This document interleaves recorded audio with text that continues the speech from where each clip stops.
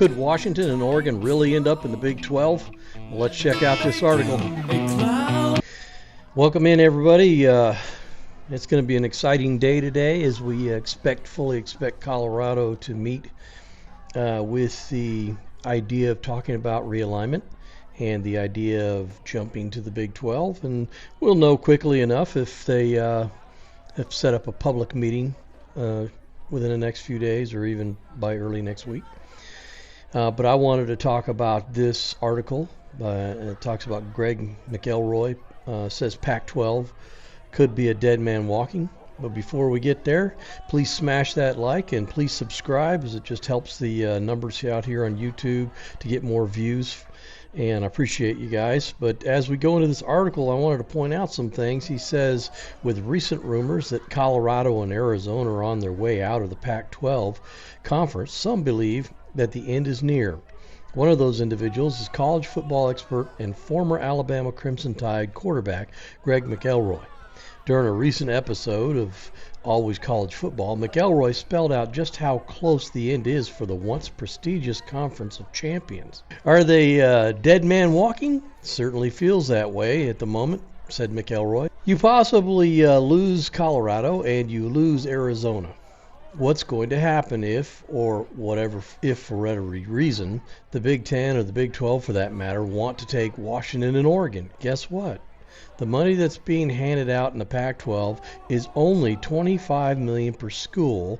Well, in the Big 12, they're doubling that potentially with their new deal. So why would Oregon and Washington not strongly consider joining the Big 12, even if it's just for a little bit before they ultimately get the invite to the Big 10? This is kind of interesting point he was saying here. Now, I've heard the Monty Show talking about numbers as low as $19 million per school, but that was from ESPN. What he's talking about here is only $25 million per school from Apple TV. So interesting idea there. He says the Big Ten Conference has vetted both Oregon and Washington, but an offer has yet to be issued to either institution. It is still being determined as to the reason why, but McElroy does not believe the schools will be joining USC, UCLA in the Big Ten. His belief is that if Oregon and Washington were to join the conference, it would have happened already while the Pac-12 was in flux. Well, okay, there's reasons people believe the Big Ten doesn't want to crush the Pac-12. They're waiting for the Big 12 to crack the egg open. So that may not be the case. I mean, it may be just dealing with the fact that once the Big 12 does get Colorado and Arizona to jump, then the Big 12 may move. We don't know. They may or may not. So he doesn't believe that they will. He says, think about the Pac-12 too. The people that are bidding on their rights are having a difficult time getting teams to sign a grant of rights deal. That's to say the least. They want to end up like the ACC, where ACC schools are all tied up for 12 years and can't do anything.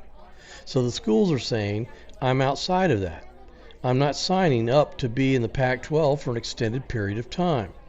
Now, this is all information to me. I haven't heard any of this, but apparently he's saying that the schools inside the Pac-12 are being offered a long-term, like 12-year agreement.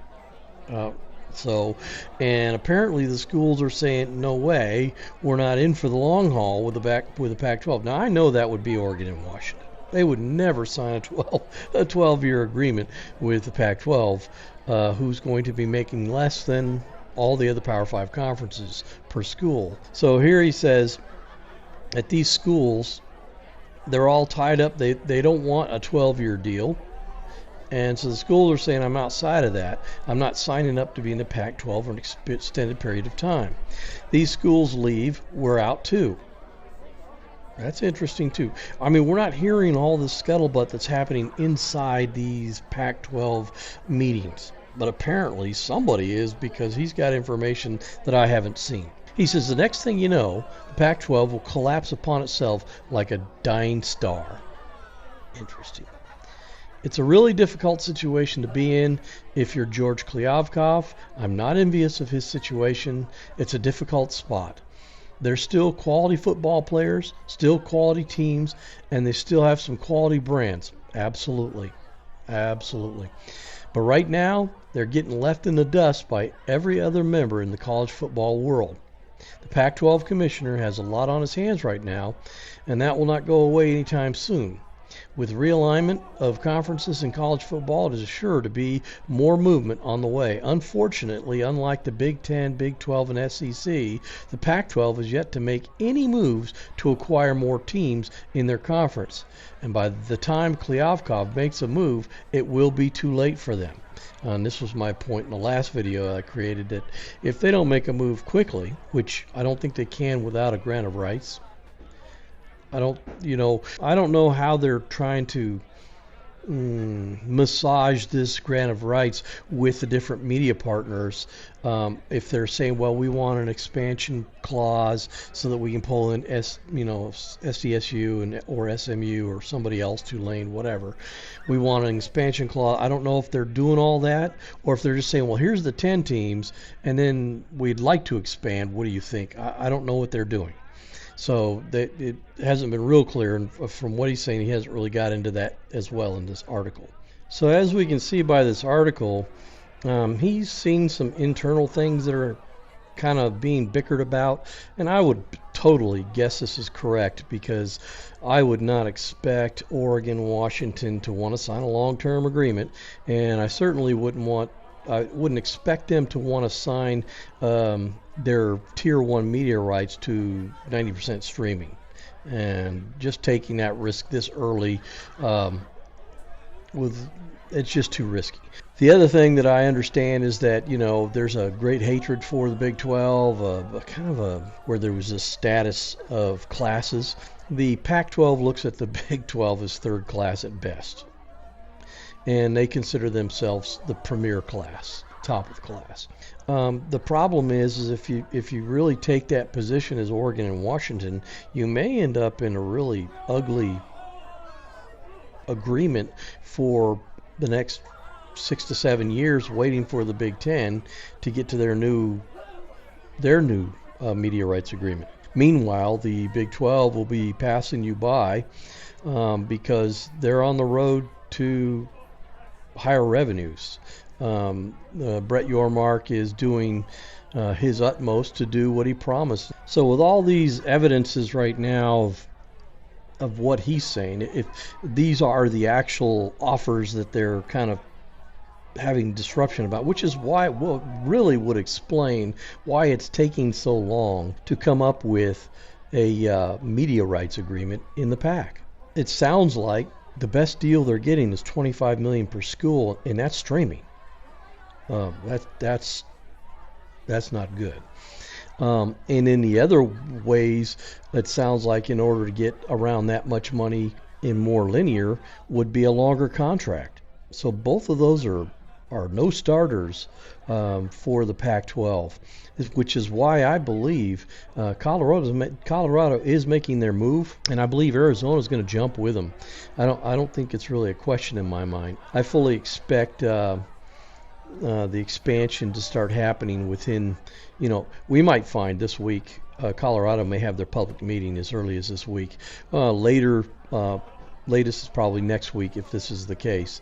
So today, this evening, when they have their meeting, if they schedule a public meeting, then that's pretty much the sign that, hey, things are getting ready to jump real quick. As far as Oregon and Washington jump into the Big 12, I mean, the door is there. Brett Yormark's a businessman. He's not trying to get into all the politics of why Oregon and Washington have such disdain for the Big 12. That's not what he's doing. He's just looking at the business, and he's seeing this as a business, and he's growing it as a branding business. He would offer Oregon and Washington in a heartbeat. He would offer Utah in a heartbeat. I don't care what their fans are saying. I don't care what their administrations are saying. If they decide at the end to come over the Big 12, he's not holding any dirty diapers. He's saying, come on down. The more the merrier. And we're looking for good Power 5 teams. I'm sure he's going to open the door wide. and throw out the red carpet welcoming mat. So right now the media has all the leverage, and these folks are in trouble. So we'll see. I mean, like I said, I don't personally want to see the Pac-12 disappear, but I'm just looking at the realities. The same way I was when the Big 12 lost Texas and Oklahoma. I was concerned. Didn't know what was going to happen. But here we are, and it is what it is. And if you want to survive, maybe you take the lifeboat. I'm just saying. Now for a quick video clip from Jon The Liquidator, a YouTuber for Colorado. Just wanted to break this information, as it basically points to the fact that Colorado fans believe the move is happening, and that the PAC is already kind of doing damage control, preparing to lose Colorado. Here he is. And just when we thought the story was over, boom, some more news come out, man, because it looked like the Pac-12 is making preparations for Coach Prime and the Colorado Buffaloes' departure. And so all of these rumors and speculations could possibly be true, because George and the gang is getting ready to make adjustment to the Pac-12 conference. Like I say, word is coming out that the Colorado Buffaloes are preparing to make that leap of faith and head on over to the Big 12. Now, I did a video earlier about this emergency meeting that is taking place tomorrow morning with the Colorado Buffaloes Board of Regents. And not only that, reports are steady coming out nearly every day about them being in conversation with Brett and the Big 12. Well, a news story just came out about the Pac-12 apologies, making preparations for them to leave, because it's being reported that the Pac-12 apologists are making preparations for the Colorado Buffaloes' big move to the Big 12. The writing is on the wall and has been for weeks now that Colorado is most likely the team to make the jump from the Pac-12 to the Big 12. And as that possibility itches towards reality, the Pac-12 apologists are lining up with their new talking point. Colorado is easily replaced by San Diego State. Colorado has been the most receptive school for the Big 12 invite, while Deion Sanders' presence has played a significant role in Brett Yormark's interest in the Buffaloes. But guys, it's a plot twist to all of this. It's just on and popping in Colorado right now, and Brett definitely wants his piece of the pie. Well, as Greg Pflugar of the Peek Around the Corner community always says, keep your head on a swivel, because we should be hearing, hopefully today or soon, about a Colorado public meeting. And if that happens, then we know that basically this is definitely happening quickly. Thanks for listening. Big 12 open for business. There is no doubt the Big 12 is open for business. We will leave no stone unturned to drive value for the conference.